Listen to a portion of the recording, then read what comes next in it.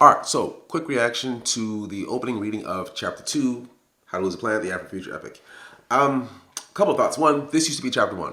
And one thing that stands out to me about the opening sentence of Chapter 2 is that it does feel like an opening sentence to the original book to me. Like a week before freedom, although that's an addendum to it. But so I'll cross that part off. Carter Washington saw a petite white woman gasp and backpedal toward the room's exit.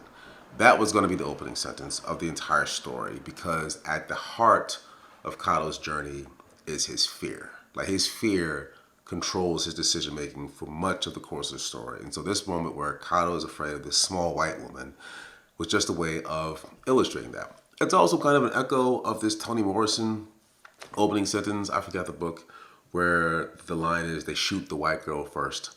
And the significance of that line for me was that just knowing about, like, I don't know, the American status of the white girl as like this precious protected entity, and Toni Morrison starting off a story where they're shooting her.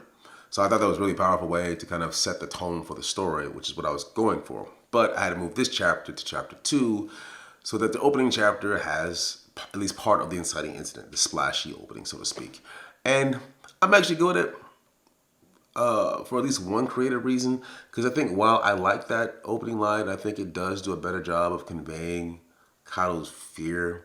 I think the opening chapter has moments where you get a sense of his fear, but also this chapter is really heavy on what it's like for Kato to be in prison. I mean, just interacting with the world. So like in the opening chapter, he's more just interacting with himself and his own interiority, which I think is good for an opening chapter. But this one, you really get a sense of the prison life. And I think I like that being the second chapter because we already know his time in prison is temporary. So why give first attention to that world that we're not going to spend too much time in? That was actually interesting because that was when I had first shown these pages as the first chapter, my first year in grad school. That was a question during the workshop that came up. People wanted to know whether the entire story was going to take place in prison or if Kato eventually got out. And I guess, like, as far as storytelling for me, and I got this from Alfred Hitchcock, I don't really care about surprise. Like, I don't really have, like, I'm not, like, withholding information for, like, the gotcha moment later on. Ha, he got out of prison, you know? I really like, so with Alfred Hitchcock, he chooses suspense over surprise. Like his example is the bomb under the table. So you can tell the audience beforehand there's a bomb under the table. Then now, while there's four people at the table, they don't know the bomb's there. So now you have this entire scene of tension because you're wondering what's going to happen with the people and the bomb. But you can do that, or you can just have four people at the table and just blow the table up because there was a bomb. You never told the audience, so it's haha, surprise you because there's a bomb.